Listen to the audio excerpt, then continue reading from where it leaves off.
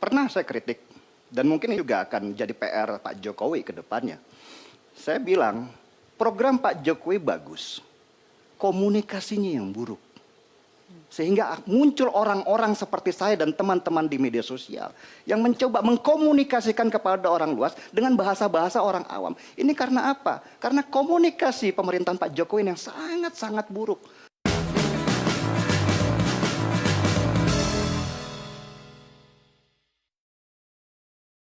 Sejak munculnya seorang Jokowi dalam pentas perpolitikan Indonesia, saya termasuk orang yang berharap banyak padanya. Jokowi memenuhi kriteria sebagai pendobrak tradisi politik negeri ini yang biasanya hanya ditempati oleh orang yang itu saja, yaitu pemimpin atau pemilik partai yang kaya, yang berkuasa, dari militer sebagai nilai tambah dan hanya memikirkan golongannya saja. Dan saya tidak bertepuk sebelah tangan. Jokowi yang berasal dari keluarga sederhana ternyata mampu beradaptasi dengan cepat. Ia membuktikan dirinya bukan boneka partai. Malah kaki-kakinya semakin kuat ketika dihantam. Dan sekarang ia memegang penuh peranan. Gaya berpolitiknya yang sangat Jawa tapi penuh ketegasan dalam memberantas mafia membuat saya dan banyak orang bertepuk tangan. Begitu kuatnya dia sehingga bisa menjadi presiden dalam periode kedua. Di balik harapan saya terhadap Indonesia ke depan di tangan Jokowi, ada rasa khawatir yang sangat besar. Tradisi politik kita tidak mengenal yang namanya legacy atau warisan kepemimpinan. Yang dimaksud warisan di sini bukan warisan secara biologis, tetapi ideologis atau pemikiran. Ketika Soekarno berkuasa, penggantinya adalah Soeharto dengan pemikiran berbeda. Soeharto turun, Habibie meneruskan sebentar untuk kemudian digantikan Gus Dur dengan gaya yang jauh berbeda yang kemudian terganti oleh Megawati.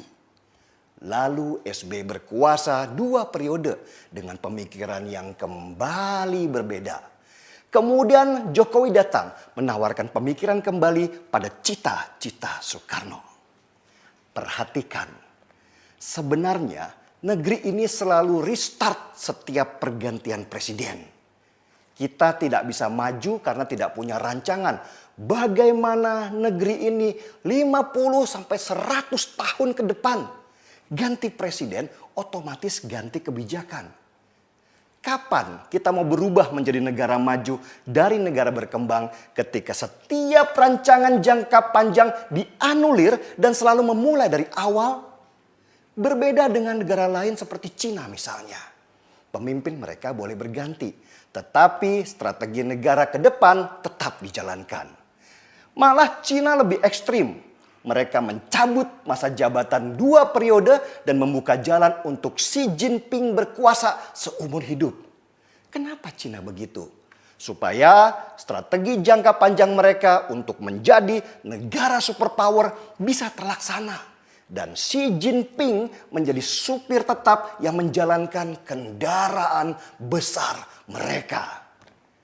Indonesia tidak mungkin bisa seperti Cina karena di sana hanya 1 partai yang berkuasa. Di negara kita, partai-partai lebih sibuk berantem antar sesama daripada memikirkan negara. Jalan supaya negeri ini bisa bergerak ke depan adalah dengan mengusung pemikiran Jokowi dan menjaga rencana jangka panjangnya. Tapi mungkinkah? Mungkin saja. Asal kita bisa melahirkan pemimpin ideologis serupa Jokowi untuk menjaga strategi besar kita. Dan pada posisi ini Jokowi harus menjadi kompas bagi negeri ini untuk melanjutkan rencana jangka panjangnya. Dia tidak boleh lepas tangan sesudah selesai masa jabatan kemudian hanya diam tanpa pegang peranan. Jokowi kelak harus menjadi jarum penunjuk siapa calon pemimpin selanjutnya yang bisa memegang obor yang dia nyalakan. Disinilah sebenarnya kekhawatiran terbesar saya. Masuk di periode kedua, Jokowi tampak melemah. Dia seperti berada di zona nyaman, lamban bergerak, dan seperti terjebak pada rasa puas yang berlebihan. Beda sekali dengan Jokowi di periode pertama yang tampak gagah dan menguasai panggung utama. Dulu semua cahaya lampu sorot mengarah kepadanya. Sekarang lampu sorot itu tampak melemah dan menjauhinya.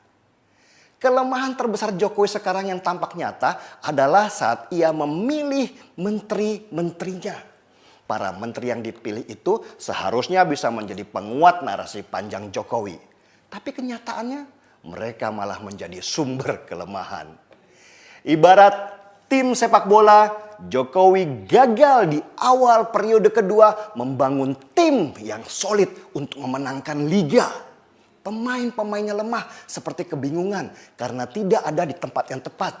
Yang penyerang jadi back, yang kiper jadi gelandang, yang bagus dikandangkan, dan yang tidak bisa nendang bola malah jadi penyerang utama. Tim sepak bola yang dibangun Jokowi dalam kabinetnya sekarang seperti tim sepak bola gajah di masa lalu. Di mana bola ada, mereka bergerombol seperti anak ayam kehilangan induknya. Gak punya strategi, gak punya kapabilitas, blundernya keseringan, sibuk bikin pernyataan yang melemahkan, dan kerja gak ada ukuran. Jargonnya doang yang keren, Kabinet Indonesia Maju. Tapi pemainnya baru babak pertama sudah pada layu. Dan bahayanya kepercayaan publik pada Jokowi jadi jauh berkurang. Komen di mana-mana yang kecewa pada Jokowi semakin membesar. Intoleransi bukannya makin berkurang, malah makin melebar. Kalau terus begini, kelak di 2024 nanti tidak akan ada yang mau mendengarkan apa kata Jokowi. Lah, memilih menteri saja nggak mampu. Gimana nanti mau milih penerus yang bagus? Saya membayangkan negeri ini kehilangan kompasnya dan terombang-ambing. Pada akhirnya golput semakin besar dan terpilihlah pemimpin yang lebih jago merangkai kata daripada bekerja untuk bangsa. Dan kita kembali restart ke awal karena berubahnya kembali kebijakan. Negeri ini mundur sekian tahun ke belakang dan sulit untuk maju lagi karena besarnya kekecewaan. Contoh yang paling dekat saja adalah Jakarta. Semua kebijakan bagus dan bertujuan untuk jangka panjang dianulir. Hanya karena gubernurnya tidak ingin kebijakan bagus dari pemimpin masa lalu yang menjadi bebannya. Jakarta menjadi rusak, tidak punya program kuat, dan sibuk mengerahkan buzzer-buzzer supaya citranya tetap melekat. Indonesia bisa seperti Jakarta yang tenggelam dalam debat panjang tanpa kemajuan. Di sini saya mencoba untuk mengetuk pintu istana, khususnya pada presiden kita yang tercinta. Pak Jokowi, mulailah berbenah diri. Kemenangan Bapak sekarang bukan akhir tujuan, tapi justru awal sekali. Ini bukan tentang jabatan, tapi tentang nasib negeri besar ini. Kembalilah Pak dengan gaya dan semangat seperti di periode pertama, di mana setiap apa yang Bapak lakukan menambah kecintaan dan harapan supaya kelak negeri ini besar. Pilihlah menteri yang cakap dan mampu berkomunikasi baik dengan masyarakat. Kalau perlu, uji para calon dulu dalam sebuah proses yang ketat. Bisakah para calon menteri kelak memberikan solusi tepat dan menawarkan konsep yang jelas? Bukan yang sibuk berkoar di media tapi nggak mampu kerja. Dan yang paling penting selain kerja adalah membangun narasi dan komunikasi. Sebuah cerita yang menaikkan semangat kita untuk membela. Bapak tahu apa yang paling ditunggu masyarakat selain dari apa yang selama ini Bapak kerjakan? Keberanian penuh mengambil tindakan supaya kelompok intoleran tidak merusak keragaman. Bapak dulu sering turun menemui petani untuk mendapatkan banyak informasi. Sekarang turunlah Pak, turunlah ke masyarakat lagi dan dengarkan keluhan banyak orang yang merasa beribadah pada Tuhan saja di masa ini begitu sulitnya. Ekonomi itu penting, tetapi rasa aman jangan diabaikan.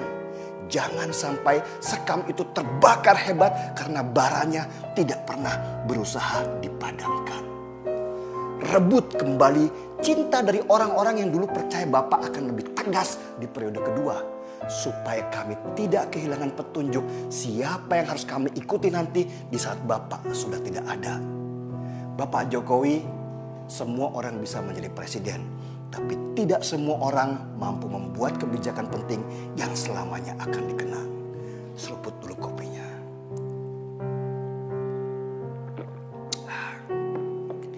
Marki Bong, mari kita bongkar semua. Saya Denny Siregar, kita di acara